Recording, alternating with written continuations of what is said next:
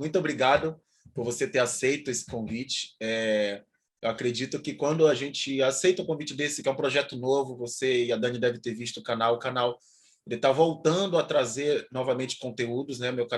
Esse canal eu criei em 2018 com esse objetivo de fazer o papo diferente. Na época não existia esse lance de podcast, isso não estava em alta. E aí eu fiz 3 entrevistas, só que chegou um momento que eu vi minha empresa andar de condomínios e não tinha tempo para cuidar de gravações que, assim, na verdade é um hobby que eu faço, né? E também a coisa comunicação, que isso para mim é uma coisa que eu me sinto muito bem. E aí, quando eu vi os podcasts agora voltando com tudo nessa época de pandemia, aí eu pensei, bom, minha empresa está andando, minha esposa trabalha comigo, eu acho que agora é a hora.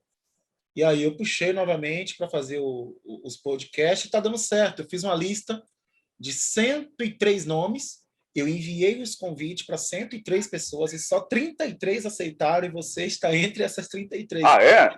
De 100, só 30. Eu achei que era o contrário, de 103, 120 tinham aceitado, porque é excelente a ideia. Esse bate-papo e do jeito que você conduz é muito produtivo para quem está do outro lado, porque passa a compreender o pensamento das pessoas, passa a conhecer melhor. E é aquela história, informação nunca é demais, é sempre bom, porque eu posso discordar ou concordar com você, mas o seu jeito de pensar me leva a pensar também de uma outra forma, interfere nos meus conceitos. Isso é importante. Concordo. E aí, assim, eu sempre tentei portas na comunicação. Já bati na porta da Mega várias vezes, já bati na porta da Clube, já bati na porta da Tati várias vezes, mas eu não me sinto mal por receber ou não. Eu falo, não, eu vou continuar fazendo o meu. Uma hora eu sei que vão me ver, ou já estão me vendo, mas uma hora vai interessar. Então, isso também não me incomoda, porque, assim, eu, querendo ou não, eu consigo fazer o que eu gosto e atingir esse objetivo, que é o que você notou. Eu quero levar informação. Eu quero levar as pessoas saber, podem tirar tudo de você, né, Borda, mas nunca vão tirar de você conhecimento. Perfeito. Né? Então, e a comunicação é algo cada vez... Nunca a comunicação esteve por baixa, mas hoje ela está cada vez mais inserida no nosso dia a dia. Sem comunicação, a gente não consegue vender, a gente não consegue manter relacionamentos, a gente não consegue prosperar. É uma ferramenta imprescindível. Isso que você falou de bater em portas até buscar o que você queria, eu passei por isso. Eu sou de Uruguaiana, no Rio Grande do Sul, e lá na minha terra, no Rio Grande do Sul, a rádio é muito forte. Até hoje, a rádio ela é até mais forte que a televisão. O gaúcho escuta e valoriza muito a rádio. E quando eu era menino, eu sempre fui doido por rádio. Eu tinha uma paixão por rádio, a tal ponto de eu começar a modular a minha voz, a treinar a minha voz, a partir das rádios que eu escutava no Rio Grande do Sul. Então, lá naqueles invernos, noites frias do Rio Grande do Sul, eu ficava escutando a Rádio Guaíba para tentar adquirir aquele padrão de voz que tinha na Rádio Guaíba, que era também muito comum em algumas rádios, a Globo, Rádio Globo, a Tupi, tinha aqueles caras com aqueles vozeirão e tal. E eu era menino e ficava treinando aquilo. Aquilo para mim era como um menino que treina para futebol. Você entra numa sistemática doida, não para de treinar. E eu ficava treinando, ouvia o timbre dos caras, tentava imitar, e aí depois comecei a buscar a oportunidade em rádio. Então, tinha só 10, 12 anos, ia lá na rádio, pelo amor de Deus, deixa eu fazer um teste e tal. E foi assim a minha vida, até a coisa deslanchar para aquilo que eu queria. Então, eu nasci já voltado para a comunicação. Não poderia ter outra profissão. Estava no sangue, né? E com quantos anos, Borda, você conseguiu conquistar o primeiro espaço ali, abriu a porta e falou, agora, entrei no... Então, assim, aí eu fui numa rádio, eu tinha 15 anos, e foi depois de 300 tentativas, o diretor da rádio falou assim, então você faz um teste para sentir se você leva jeito ou não. Aí eu gravei um texto lá, ele falou, não, você tem um timbre de voz legal, né? Eu era jovem e tal. Aí eu vou colocá-lo como motorista da unidade externa da rádio, né? Que antes tinha o motorista, o repórter e tal. E aí até você começar a engatar. Eu falei, mas não dá, porque eu não tenho carteira de habilitação. Não, mas você tira. Não, mas eu não tenho idade. Quando você tem? 15 anos. Ah, então vai se ferrar. Aí eu saí de lá, fui para a Marinha, fui para a academia da Escola da Marinha e tal. E lá na Marinha você vê como o negócio busca. Eu tenho aquele cap ali, ó, da Marinha. Eu fiquei 2 anos na Marinha. Tô vendo. Não sei se dá para ver daí. Tô tem um capacete do Exército e o cap da Marinha. Aí eu fiquei na Marinha e lá, por coincidência, tinha um sistema de comunicação interna que dava aviso e tal. Aí eu fui lá, pedi, falei com o oficial responsável e comecei a falar naquele alto-falante da Escola da Marinha. Para mim, aquilo foi um orgasmo.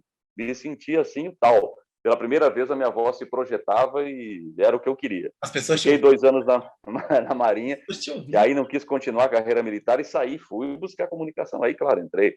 Aí consegui na rádio, já estava com a voz mais preparada, consegui na rádio, já era quase um adulto ali, um homem e tal, e depois televisão e fui embora na minha vida. Que legal, cara. Você falando assim, eu me vejo.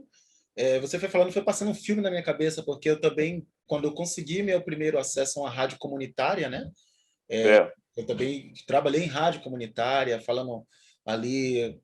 Depois teve uma rádio dentro da escola, uma rádio interna da escola, onde eu era presidente do Grêmio da escola e eu que fazia os comunicados e cada sala tinha uma caixinha e eu que faltava os comunicados porque os professores tinham vergonha. Eu comecei aqui, você foi falando, eu fui lembrando tudo e também mentalizando a sua história, cara. Comunicação é uma coisa que mexe muito com a gente, né, Borda? Quem não convive com isso não entende por que a gente tem essa obsessão por falar, por que a gente tem essa obsessão de se comunicar. Isso é algo interno, é uma explosão que você não controla. Talvez seja parecido com o cara que gosta muito de música, o cara que gosta de tocar um instrumento. Sim. Por mais que ele tenha dificuldade de toda ordem, ele vai buscar aquilo, está dentro dele. Então, se a gente não buscar, a gente vai se frustrar. Você, por exemplo, foi buscar. A vida te levou para um ramo, mas você hoje, percebendo, como você me disse, que já conseguiu dar um segmento aí para o seu destino, você vai fazer o que você quer, né? Exatamente, exatamente. Ô, Borda, e aí você entrou nessa rádio, foi na rádio primeiro, né? E depois, como que você começou a buscar a televisão? Qual foi a primeira televisão que você... Então, lá na minha terra, em Uruguaiana, eu comecei a trabalhar numa emissora de rádio e depois comecei a voltar os meus olhos para a televisão, porque achava que a televisão era interessante. Aí pensei, se eu posso falar em rádio, eu posso falar em televisão. Aí busquei, não era formado em jornalismo ainda, consegui a oportunidade na televisão e aí depois fui.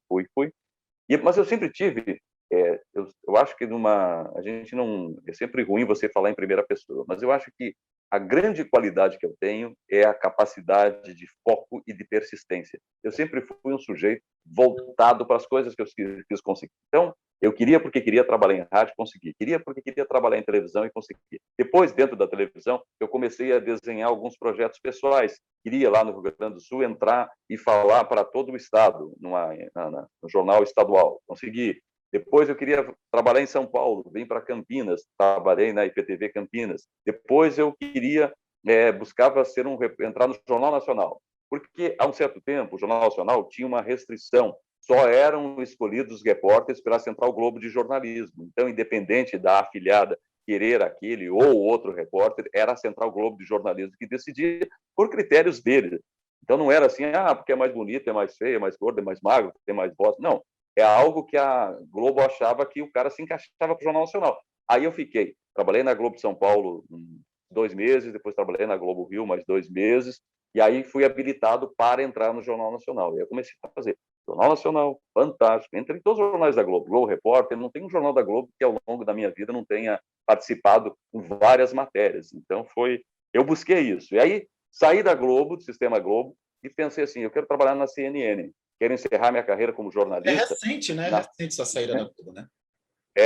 Foi recente. Aí eu pensei assim, quero terminar minha carreira como jornalista trabalhando para a maior TV do mundo. Eu trabalhei para a maior TV do Brasil, trabalhei para a maior TV do mundo.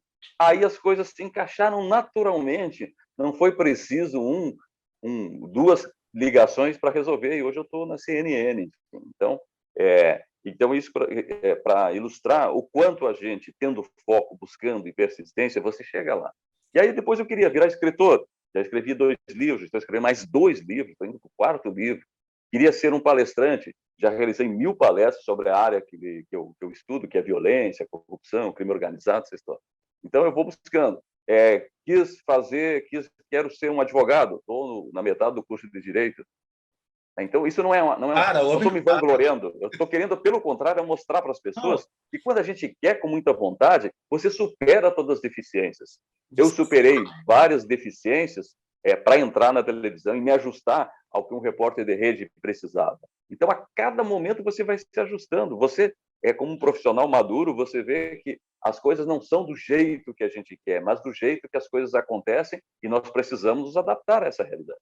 É isso mesmo, Borda. O público que está assistindo a gente hoje, a rede social, ela é um dos principais meios de comunicação hoje, até além do rádio e da própria TV, a rede social, tudo que a gente precisa, a gente não liga mais o rádio primeiro ou liga a TV primeiro, a gente vai primeiro no celular, na rede social. O que você está falando realmente não é de se vangloriar, a gente acaba enxergando que é motivacional. Exatamente. Você foi no eu buscar. Quero, eu consigo. Você colocou na sua cabeça que você queria ser algo, você batalhou e conseguiu. E aquela história, não é, as coisas não são fáceis para a gente. Quando você chega num determinado ponto, parece... quando você vê o Neymar jogar, sei lá, o Messi, beleza, o cara tem facilidade com a bola, mas quanto aquele cara treinou, quanta disciplina ele exigiu. Eu lembro da história do Pelé, diziam que o Pelé já era o Pelé do Santos, e quando terminava o treino, os outros iam embora, e ele continuava ali, treinando cobrança de falta, enfim, se aperfeiçoando. Zico, Marcelinho Carioca contam sempre essa história. Para eles ter falta com perfeição, eles ficavam depois do treino e achar o jeito certo. Você acredita que até hoje eu tenho 200 anos, eu vou fazer 190 anos de idade agora, logo, logo. E até hoje, para você ter uma ideia, eu mando uma mensagem de WhatsApp, seja até para o gerente do banco, para o cobrador, seja o que for, e eu escuto aquela mensagem do WhatsApp para ver se a minha voz está clara, se a minha dicção foi compreendida. Então, eu poderia muito ser desleixado, mas para mim, todo momento é um teste. Então, eu mando um áudio para você, tenha certeza que eu escuto depois. Putz, acho que não ficou bom esse áudio, o Rafa não vai entender, vou regravar. E regravo. Então, são coisas de obsessão. Aí ele fala assim, a vida é fácil, né? E o cara teve sorte. Não, sorte é o resultado da boa quantidade de dedicação que você põe num projeto de vida. É verdade. Borda, você lembra qual foi a sua primeira matéria no Jornal Nacional, por exemplo? A primeira matéria que eu fiz para o Jornal Nacional foi de um sangue trocado num hospital lá de Campinas. Houve uma transfusão de sangue e colocaram sangue com HIV numa menina. Então, foi a primeira matéria. A primeira matéria que eu entrei no Fantástico foi uma matéria combinada com o Brasil e com Miami.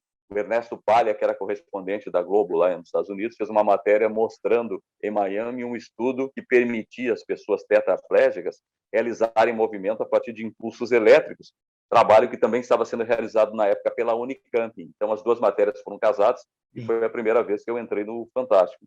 Então, depois disso, abre-se as portas. Mas aquela história, você tem a credencial para entrar no Jornal Nacional, mas você precisa se manter. Exato. Você é escalado para jogar na seleção brasileira. Agora, se você não render, você vai para o banco e do banco você vai embora. Exatamente. E você lembra de alguma matéria assim, emocionante, independente do jornal, da plataforma, uma matéria emocionante para você? Você tem uma que você guarda ali no cantinho, com muito carinho assim? Eu acho assim, eu sou um sujeito muito voltado para as matérias investigativas. Eu acho que as matérias investigativas são as que mais me marcaram. Aqui, para ser mais regional, Ribeirão Preto, o caso Joaquim, que foi morto pelo Guilherme Longo, foi uma matéria, foi uma cobertura que exigiu muito de mim e da minha equipe, dos meus companheiros, uma dedicação, uma capacidade de avançar, de tentar costurar os fatos. A Sevandija, em Ribeirão, também nos exigiu muita habilidade para descobrirmos outras fontes que não eram nem sempre levantadas pela investigação. Então, isso são fatos que marcam a vida da gente. A Sevandija, eu lembro que você praticamente estava 24 horas na televisão. Exatamente. A Sevandija, eu fui o repórter que cobri de cabo a rabo, né? Todos os jornais então foi entrando ali. E a Sevandija também serviu para a gente fazer, de uma certa forma, um laboratório em relação ao jeito de cobrir uma corrupção. Eu entendi, e aí a IPTV na época me deu essa carta branca, que nós deveríamos sair um pouco daquele formato sisudo que normalmente se trata de corrupção. Eu achei que a cobertura tinha que manifestar um pouco desse apelo das pessoas, essa indignação. E dentro do possível... que a pessoa estava falando ali com você. Isso, porque você fica revoltado com a corrupção. Verdade. E eu acho que o jornalismo ele é construído sobre dois pés, duas bases. Você tem que mostrar o fato e não ser parcial. Você tem que ser imparcial.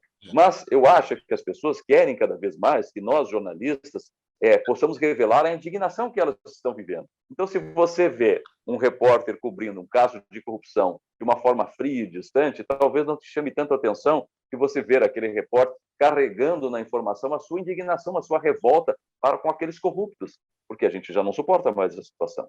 É A verdade. corrupção é muito cara para a gente, né? Por causa dessa corrupção, e nós estamos aí patinando, a gente não sai do lugar, enfim. Então, acho que a Servandija me permitiu mudar um pouco esse enfoque sem perder essa responsabilidade de jornalista. Mexeu muito com você fazer aquela operação de cobertura da Servandija, por você ser um morador de Ribeirão Preto, por você ver todos aqueles políticos que estavam envolvidos na época, você viu eles serem candidatos, você viu eles serem eleitos, Sim. você viu toda a trajetória, mexeu com você, de repente você está cobrindo alguém que antes estava fazendo, de repente, uma matéria boa, algo de uma política pública, e aí, de repente, você estava falando daquela mesma pessoa que ele estava saqueando o povo, e mexeu muito com vocês, cara.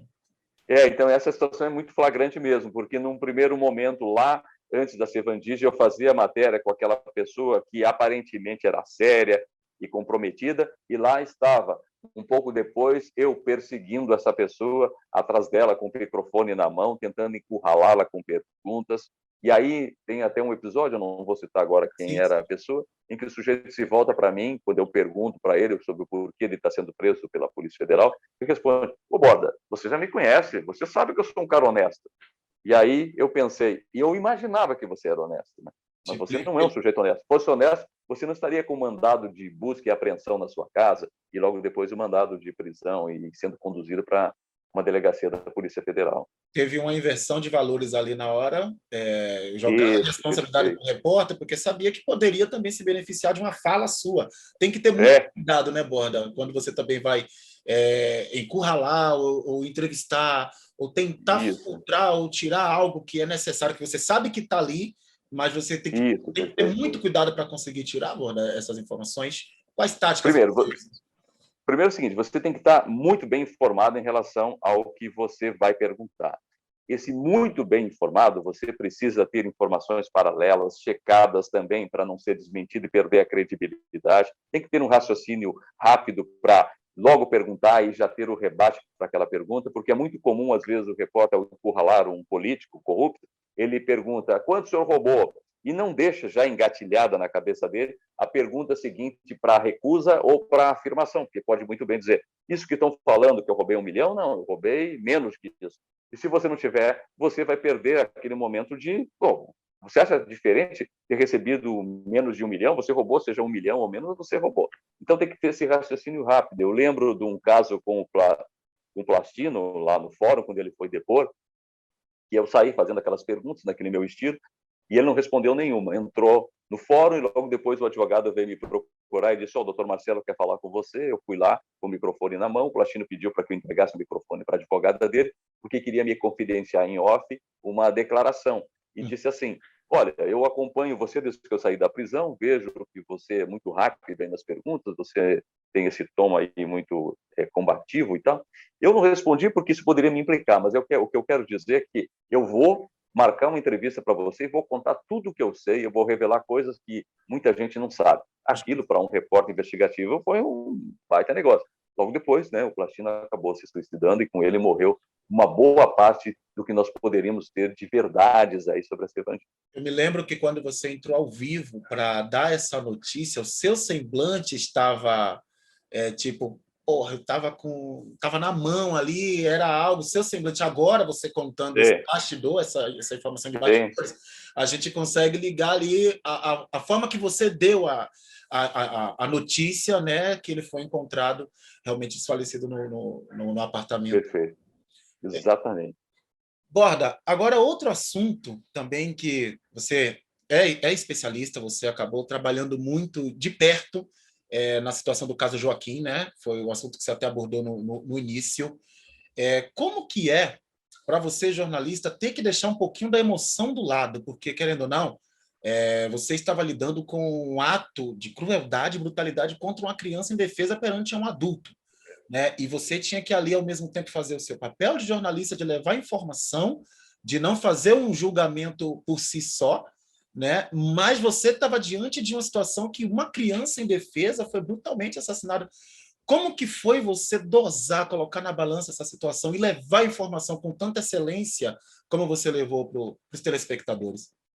Muito precisa essa sua observação, porque, de fato, cobrir casos envolvendo criança, para mim, são os mais complicados. São os casos que me atingem e que misturam um pouco da minha profissão com a minha vida particular, porque, por mais que a gente tente se manter distante, nós não somos feitos de aço, nós somos feitos de carne e osso e de alma, e temos dentro de nós esses valores muito sagrados, esses valores que não dá para negociar, que são de cuidar de uma criança, de ter carinho para com uma criança. Então, esses casos foram marcantes para mim e me trouxeram muita dificuldade em relação ao fator emocional. O caso Joaquim, o caso Pedrinho. Então, o caso Joaquim é aquele do Guilherme Longo, que teria aplicado, segundo a polícia, uma superdosagem de insulina, provocando a morte do enteado. O caso do Pedrinho é o menino que morava com o padrasto e a mãe, e teria morrido por embolia gordurosa pulmonar. Ele teria sido vítima de constantes espancamentos, uma história até um pouco parecida com o do menino Henri, no Rio de Janeiro. É verdade, bem parecido. Dá para a gente fazer uma associação, porque o Joaquim, ele não era sistematicamente, ou não teria sido espancado como o Pedrinho e como o Henri. Esses dois meninos, eles eram constantemente agredidos. Né? O caso Pedrinho, por exemplo, os vizinhos me relataram na época que o padrasto deixava o menino de castigo na varanda do apartamento, nas noites frias de inverno, como uma punição por ele ter feito xixi na cama. Então, essa criança sofreu bastante, tanto é que ela tinha dezenas e dezenas de traumas antigos e traumas recentes, sinalizando que ele era constantemente espancado pelo padrasto. Cara, e como foi você lidar com isso, Borda? No momento que você ia ali em busca da informação para... Eu lembro, assim, do Guilherme Longo, eu fiz várias matérias com o Guilherme Longo, uma delas foi uma longa entrevista com o Fantástico, em que nós fomos até a casa dele para mostrar o que havia acontecido a partir daquela alegação dele que alguém teria entrado de madrugada na casa, roubado a criança e depois jogado no rio, enfim. Uma história que não se confirmou, porque a perícia esteve, checou e não havia nenhum sinal de arrombamento nas janelas, nas portas, algo que pudesse indicar a invasão por parte de alguém. Então, tudo remetia ao Guilherme Longo como sendo culpado pela morte da criança. E eu fiquei cara a cara com ele na entrevista e ali eu comecei a perceber uma mente psicopata. E por que essa dedução de uma psicopatia? Exato. Por quê? O psicopata, ele não tem qualquer tipo de empatia, ele não tem qualquer inclinação de piedade, ele é frio. E eu lembro que eu bombardeei o Guilherme Longo com várias perguntas, algumas até com uma pegada mais emotiva, Sim. E ele esboçava sempre a mesma reação. A mesma sempre frio, sempre se esquivando, porque qualquer um de nós que não é um psicopata, nós sentimos raiva, nós sentimos arrependimento, nós reagimos frente a qualquer situação. O psicopata está frio, ele está blindado dentro da cabeça dele. Psicopatia, só a título de esclarecimento, não é uma doença mental, é uma anomalia social, é um sujeito com um desvio de caráter, né? Que é o caso do Guilherme Longo. Cara, e o caso o segundo caso do Borda? Como que foi? O caso Pedrinho foi um menino que a mãe levou às pressas para o pronto-socorro, alegando que ele havia ingerido uma substância, Semorim, e aí teria passado mal. Aí os médicos examinaram e desconfiaram daquela história e começaram a encontrar pelo corpo do menino diversas marcas, e aí foi ampliando essa suspeita da polícia de que o casal maltratava essa criança. Até que descobriram depois, e o menino, né, morreu, que ele tinha uma fratura no punho. Aquela fratura do punho foi que causou a morte dele, porque nós temos dentro do osso isso que a gente chama de tutano, que é essa gordura. Então, rompeu pela fratura e aquilo foi aspirado pelo pulmão. O menino morreu sufocado por conta dessa gordura que transitou pelo corpo dele. O padrasto e a mãe foram condenados, cumpriram uma parte da pena e hoje, eu não sei, eu acredito que estejam em liberdade por conta de algumas razões jurídicas. Que situação. Você que está em casa, que está aí no celular, que está no computador, que está no trabalho, você que está lavando a louça, escutando esse bate-papo, Você está no Papo Diferente aqui comigo, Rafa Santana. Hoje eu estou recebendo João Borda, um dos melhores e maiores jornalistas da rede do interior de São Paulo, especificamente aqui em Ribeirão Preto, mas a voz dele ecoa por todos os cantos aqui, as cidades regionais. Borda, obrigado novamente, viu? Você está aqui com a gente. Eu que agradeço, muito obrigado. Borda, ele esteve nos maiores casos da cidade que ecoou pelo país, né? O Borda ele esteve ali presente ali, então vale muito a pena você deixar aí o seu like, você deixar também um comentário, deixar uma pergunta, porque o Borda depois também entra na nossa rede social, responde vocês também ali, e a gente continua esse bate-papo. Também informa ali nas caixinhas de inbox, né? A todos os nossos patrocinadores que estão aqui com a nossa marca no GC, obrigado por confiar no nosso projeto, obrigado por confiar no nosso trabalho, por estar aí também colocando a sua marca. Você que é patrocinador, que quer colocar a sua marca em exposição, divulgando aqui junto ao nosso programa, na descrição desse vídeo, além de você encontrar as redes sociais do João Borda aqui, que está conversando com a gente, você vai encontrar também todos os caminhos, todos os contatos, para fazer contato com a nossa produção, e você também conseguir receber uma proposta ou apresentação para você também migrar aqui para o Papo Diferente. Borda, para a turma que está em casa aí te encontrar nas redes sociais, divulga aí para a gente seu Instagram, seu Facebook. Perfeito, Rafa. Então é o seguinte, as pessoas podem contatar com a gente no Portal Borda.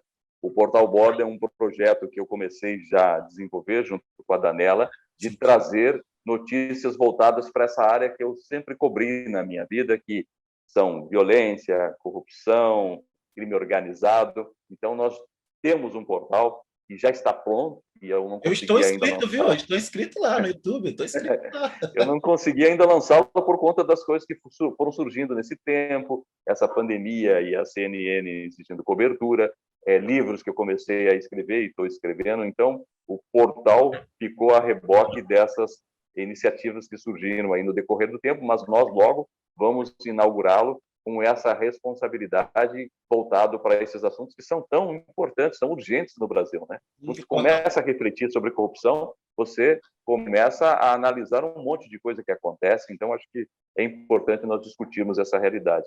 Legal, legal. O Portal Borda está no YouTube. No YouTube e também nós estamos no Instagram. Legal, legal. Então você procura aí no Instagram, no @portalborda, e aí você já coloca lá para seguir, já fica lá recebendo todas as novidades, tudo certinho lá. Ô Borda, agora fala um pouquinho para a gente, escritor. Além de jornalista conceituado ali, escritor. Você está com 2 livros e já está escrevendo mais 2. Né? Exatamente. O homem não para. Qual que é o primeiro livro? Fala um pouquinho dele. O primeiro livro é O Arco de Fogo. Nós escrevemos juntos, eu e o delegado da Polícia Federal, o Edson de Souza, que hoje é o chefe da Polícia Federal em Campinas. O livro traz um relato real e documental sobre como a Polícia Federal combate os crimes ambientais na maior floresta tropical do mundo, a Amazônia. Então, lá, as pessoas vão encontrar, sem qualquer viés ideológico, sem inclinação de A para B, mas, na real, o que acontece naqueles labirintos da selva, como o poder político interfere, como as organizações criminosas se articulam para derrubar a floresta, para sentenciar de mortes as pessoas que se opõem. Então, é um livro muito interessante, um verdadeiro documentário impresso sobre o que acontece na floresta amazônica, algo que interessa para o mundo. Tanto que, em 2019, o livro foi lançado na Bienal do Rio de Janeiro, e depois nós fizemos o lançamento em Portugal, porque a Europa olha com muita atenção para a floresta amazônica. Exato. E depois, durante a pandemia, junto com o Dr. Jorge Sanches, nós escrevemos o livro O Vírus da Incerteza, que é um retrospecto das pandemias que já ameaçaram e que por pouco não colocaram a humanidade à beira do colapso, por pouco a gente não sucumbiu ao longo do tempo por essas razões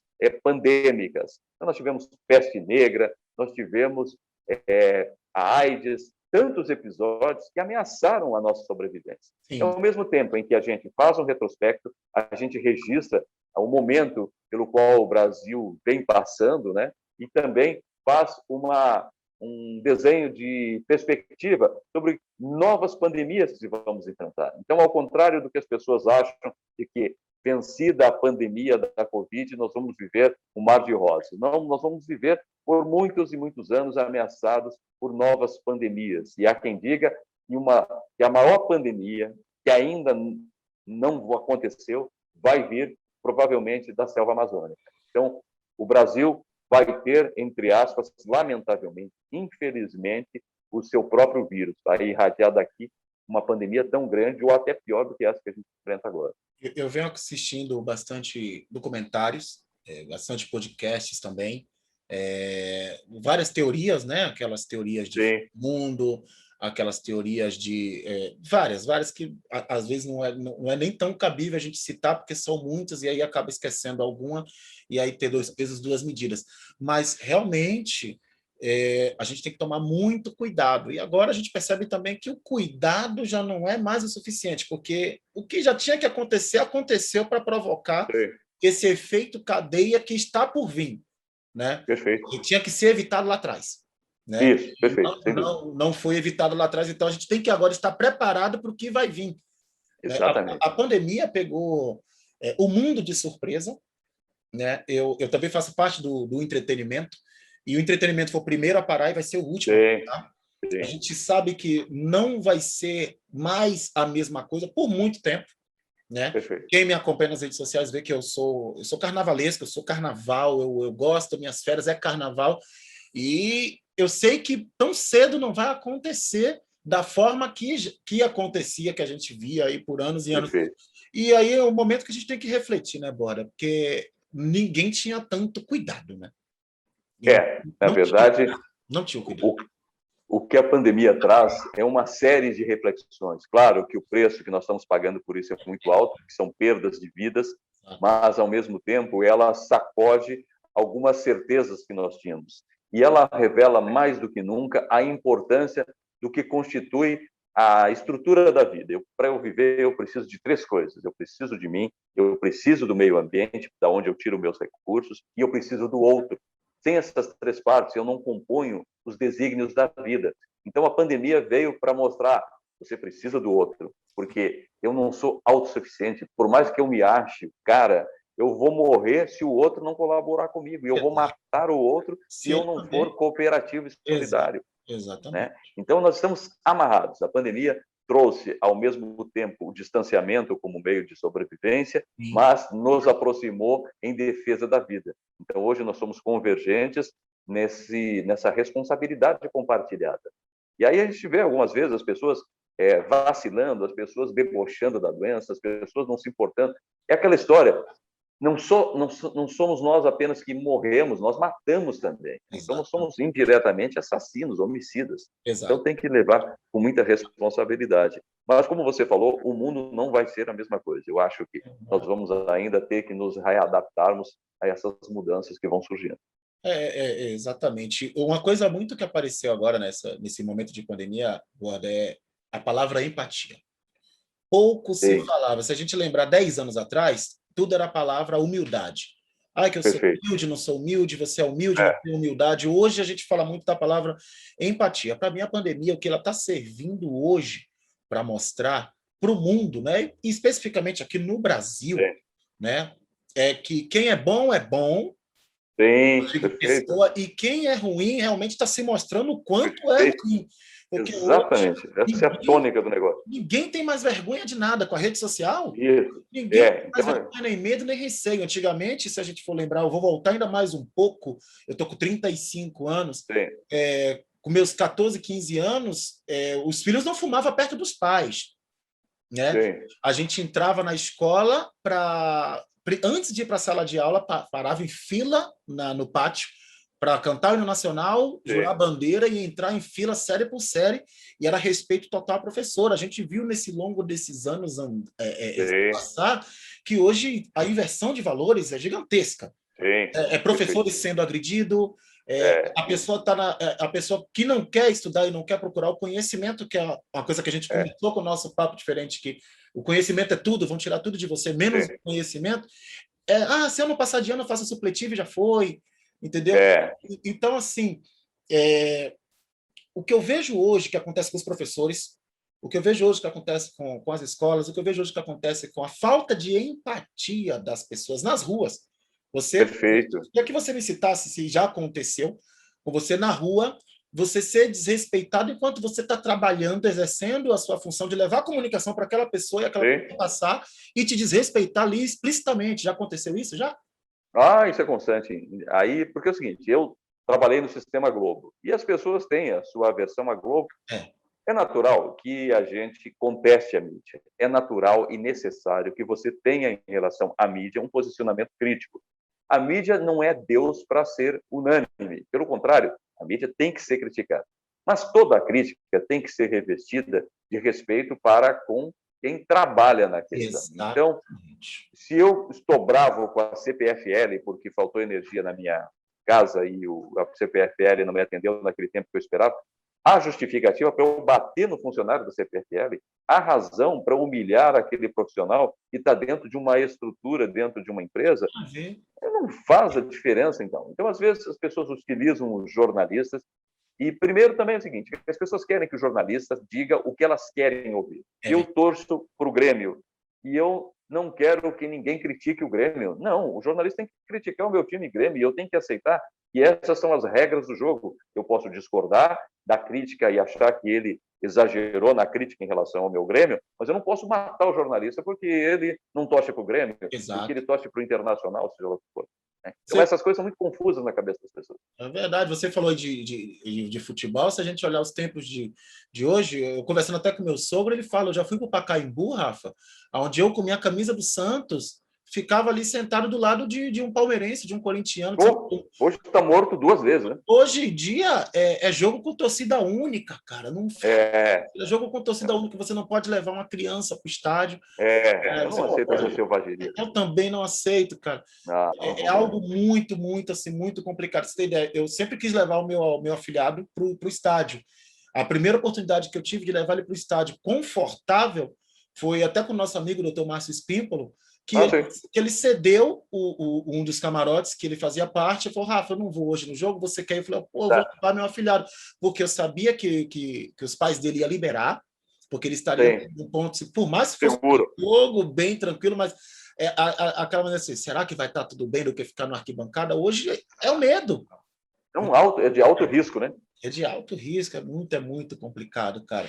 Ô Borda, agora fala pra gente aí, Ribeirão Preto para você representa e significa o que na sua vida? Ribeirão Preto é uma cidade que eu tenho com muito carinho dentro do meu coração, porque é uma cidade que entra na lista das cidades nas quais eu já morei. Ribeirão tem uma importância muito grande porque serviu de trampolim profissional. Ribeirão Preto me colocou na vitrine do jornalismo. E eu tenho para essa cidade uma gratidão, um carinho enorme, e tenho aqui grandes amigos. Então, eu me senti, desde o primeiro momento em que cheguei aqui, muito acolhido. Eu estou em casa, eu sou um gaúcho nascido em Ribeirão Preto. Rapaz, você falou bonito que vai merecer até um corte esse aí, viu? Agora falou bonito, vai merecer um corte. Ô, Paulo, agora fala pra gente os seus próximos livros, né? Você detalhou assim de uma forma filtrada e resumida os 2 primeiros livros. E o que vem aí para seus leitores, né, que acompanham? Eu tenho o primeiro livro, né, O Ciclo de Fogo, eu tenho ele. Certo. O segundo eu não tenho ainda, mas eu já vou procurar aí para minha coleção ali. O que vem agora aí, essas novidades aí que você está escrevendo? O que você então, vai... os 2 livros que eu estou escrevendo simultaneamente são sobre corrupção. Um livro é sobre corrupção em prefeituras. Então, esse livro já está andando. O segundo livro... Rapaz, você vai cutucar muita gente. Vamos mostrar em uma radiografia como acontece, o modus operandi, porque existe uma receitinha de bolo de corrupção em prefeitura. Existem algumas coisas que, embora tenham uma certa diferença de uma cidade para outra, mas elas encontram na base um jeito, um modus operandi de ser realizado. O segundo livro é sobre a história da corrupção no Brasil, então já é um pouco mais documental e histórico. Eu começo lá antes do Brasil ser achado por Portugal a contar como as raízes da corrupção, o patrimonialismo, esse jeitinho nosso foi construído e culminou com o que nós somos hoje. Então, nós somos, na verdade, uma herança de muito do que se roubou nesse Brasil. Nós somos formatados, nós somos gerados nesse útero da corrupção. Então, a gente tem essa índole, não é por acaso. Então, tem, por exemplo, alguma história. O brasileiro adora ser íntimo de autoridades. Então, eu gosto de chegar num bar e dizer que tenho no meu celular o telefone do prefeito, eu tenho o telefone dos vereadores, eu tenho o telefone do governador, e aí isso me dá um status no grupo. Pô, mas esse cara é muito bom, né? Porque essa coisa de ser íntimo do poder. Só que essa intimidade do poder tem uma intenção. Se eu sou amigo do fulano e do Beltrano, é porque eu vou fazer favores e vou ganhar favores. Exato. O brasileiro tem essa mania, vive sempre na barganha. Eu quero saber o que eu vou ganhar com você, o que você vai ganhar comigo. E aí é o esquema. Por isso que a gente já é meio que condicionado a fazer rolo, né? Guardado as proporções do jeitinho brasileiro, né? O tal jeitinho brasileiro. Exatamente. O Brasil é o único lugar no mundo em que se diz que tem lei criada para não pegar. Pô, essa lei não pega, essa lei não vai pegar. Cara, é como se lei fosse moda. Então é o seguinte, o guarda diz assim, ó, a partir de hoje não pode andar sem cinto de segurança. Aí você não vai pegar, cara. Não vai pegar, não. Se o guarda me parar, eu falei, amigo, você vai me cobrar cinto de segurança? Você não pega, essa lei não existe. É muito monótono isso daí, cara. É muito difícil, muito difícil. Bora, e agora, como é que você está lá na CNN? Quais são os tipos de cobertura? Como é que você está desenvolvendo o trabalho na CNN? Como que você está se sentindo lá? Porque faz pouco tempo que você saiu de uma plataforma, aí você estava ali, algumas lives, eu até acompanhei algumas lives, algumas você foi como participação, outra como orador, como anfitrião. E agora você engatilhou ali na CNN. Como que você está ali? Qual é a plataforma que você está desenvolvendo de trabalho? Olha, isso é interessante. Eu sempre digo que eu sou um jornalista de televisão que tem na sua prática a história da TV. Quando eu comecei lá, eu era ainda um jovenzinho, a televisão era de um jeito. Então, a equipe de externa, eu sempre trabalhei em reportagem de rua, ela tinha o motorista, o iluminador, o operador de VT, aquele cara que carregava aquela caixa onde era feita a gravação, o cinegrafista e o repórter. Então, você tinha 5 pessoas, o motorista, o iluminador, o operador de VT, o cinegrafista e o repórter. Uma veraneio era necessária para levar todo mundo. Depois, a televisão foi diminuindo, ficaram 4 pessoas. Saiu aquele VT e o VT, o aparelho que grava, foi para a câmera, ele foi embutido na câmera. Então, fica o cinegrafista, o iluminador, o repórter e o motorista. 4, um foi embora. Depois, a luz foi para cima da câmera e tiraram o iluminador. Então, ficou o cinegrafista com o VT na câmera e a luz em cima, o motorista dirigindo e o repórter fazendo a reportagem. Depois pensaram assim, para que deixar o motorista se o cinegrafista pode dirigir? Aí o cinegrafista passou a dirigir com a luz em cima da câmera, gravando com a câmera e o repórter. Aí alguém pensou assim, acabou, né? Não tem mais como mudar, vamos ficar esses dois. O que acontece? Quando a CNN me contratou, me mandaram aqui para minha casa um kit de reportagem, que é o mesmo, acho que deve ser um kit parecido com o que a CNN usa na cobertura de guerra. Então lá é uma mochila com um monte de coisas que na verdade, para transformar o repórter em vídeo repórter, ou seja, ele mesmo opera o seu sistema de transmissão. O que eu estou fazendo agora é o que a CNN faz com uma tecnologia muito avançada. Então, eu chego com o tripé, onde quer que eu vá, engato os iPhones que eles mandaram, entro num aplicativo, me conecto, em 1 segundo eu estou no ar, em qualquer lugar, numa capacidade de conexão tremenda.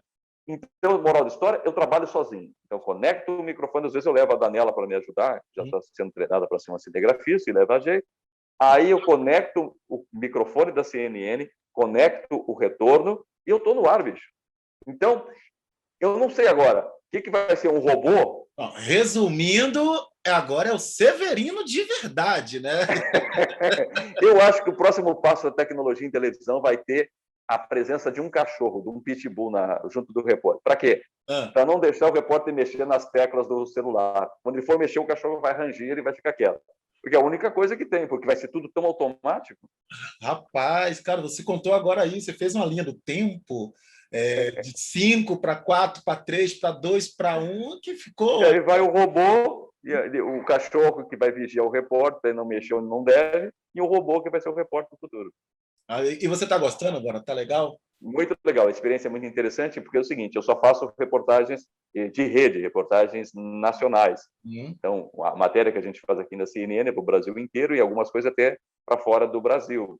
Então, eu não raríssimas, poucas vezes eu faço as reportagens, normalmente eu faço ao vivo, 90% do meu trabalho é ao vivo. Isso é interessante, é um desafio, porque além de você fazer ao vivo, você tem na CNN um tempo maior de entradas que eu não tinha, por exemplo, no Sistema Globo. Então, eu Certo. lembro, por exemplo, na Globo News, quando você entrava ao vivo, você entra ao vivo, você tem 1 minuto e meio, 1 minuto e 45. Na CNN eu já falei por 3, 4 À minutos, vontade. à vontade. Mas isso exige de você, aquilo que eu falei no início, um domínio prévio sobre o assunto que você vai falar. Porque um ao vivo pode derrubar o repórter para o resto da vida. Você transita sobre uma navalha.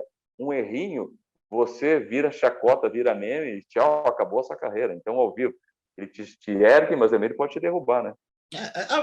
Se for para ser meme, que seja o meme do bem. A gente vê vários repórteres aí que cai no meme que ele mesmo já entra também na brincadeira e também Imagina, gata e vai embora. o neguinho vai detonar nas redes sociais, né? E tem tema específico que você faz cobertura, Borda, ou é aleatório? Você é designado? Não é, a CNN funciona assim, pelo nosso contrato, a minha base, em princípio, até o momento, é Ribeirão. Se mudar, pode ser que aconteça no futuro. E aí eles me designam para as pautas que acontecem. Eu já fui para lá de São José do Rio Preto, então a minha área de cobertura é incalculável. E Uhum. aí me É um designam leque, para lá, é um leque. muito grande, com pautas e tal. Nós ficamos muito na cobertura da pandemia nesse período. Então, fiquei cobrindo os casos envolvendo pandemia, pesquisas científicas realizadas, situações que as cidades adotaram durante esse processo. Tal. Então, foi isso, basicamente. Que legal, que legal. Borda, parabéns pela sua trajetória. Obrigado. É inspirador, como a gente falou, não é aquela coisa de se gabar, é algo muito motivacional. É, Principalmente para mim está sendo uma grande aula, porque eu me vi um pouco na sua história em questão de perseverança, em questão de ser focado, em questão tem. de se reinventar também, que a gente tem que ter muito isso, de se reinventar o tempo inteiro. E tem que ter um senso crítico, viu, Rafa?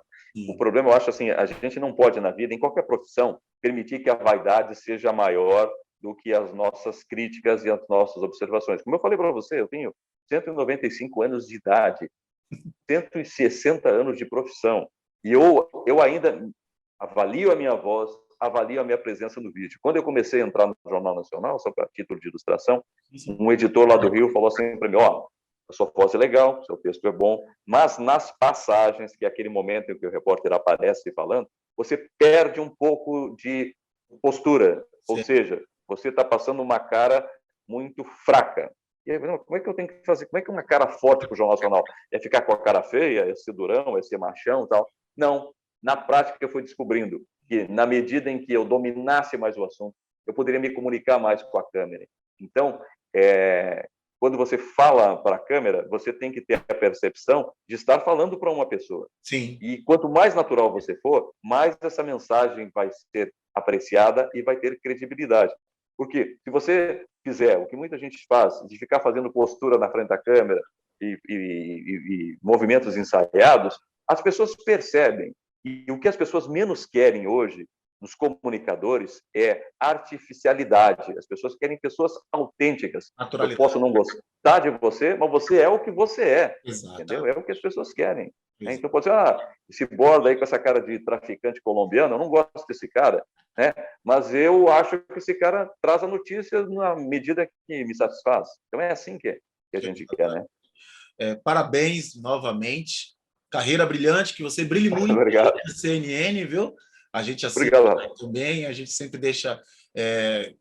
Como eu gosto muito de notícia, então, quando eu estou em casa, ali, quando eu não estou na internet, né, nas redes sociais, na televisão sempre está ali com alguma plataforma news, né? O Globo News, Certo. ou Record News, ou CNN, ou Band News, sempre está ali, porque é notícia 24 horas. Né? Então, Sim. é muito importante. É notícias 24 horas.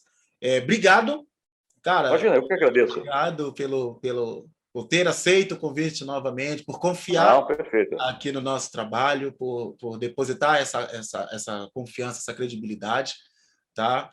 Veja que eu estou indo no caminho certo, que eu confesso que eu estava nervoso para falar com você. Para com isso. Você domina aí, você já está Cara, eu preparei um texto com a estrada. e eu não perguntei nada do texto. Nada. Não, mas eu acho que a gente fez uma conversa bem descontraída, eu acho que você conduziu de uma forma, porque essa é a condição mesmo. Quando você tende a ouvir alguém, você tem que só levantar a bola para o cara bater. Né? Não pode perder o momento espontâneo ali. Isso aí. Galera que está em casa, você que está aí no seu celular, que está no trabalho, que está aí descontraído, conversei aqui com o João Borda, um dos melhores e maiores jornalistas daqui de Ribeirão Preto, região, nível Brasil, com 2 livros escritos, mais 2 livros vindo por aí, atualmente na CNN, fez as melhores e maiores coberturas de casos mais importantes da cidade de Ribeirão Preto e região. Borda, obrigado novamente, tá bom? Fica com Deus, meu amigo, e manda um beijo para a dona Dani, que também ela conseguiu aí, me atendeu com muita gentileza, fez todo esse trâmite aí para a gente conseguir unificar a agenda, para a gente conseguir conversar com você. Obrigado por ceder seu tempo aqui para o nosso Papo Diferente podcast, viu, querido? Foi muito legal, gostei muito, foi um prazer. Muito obrigado pela oportunidade. Quero mandar um abraço para quem nos acompanhou. Estamos juntos aí com o coração no horizonte. Amém, amém, amém. Até mais, um abraço. João Borda no Papo Diferente. Obrigado, valeu, até o próximo. Até mais.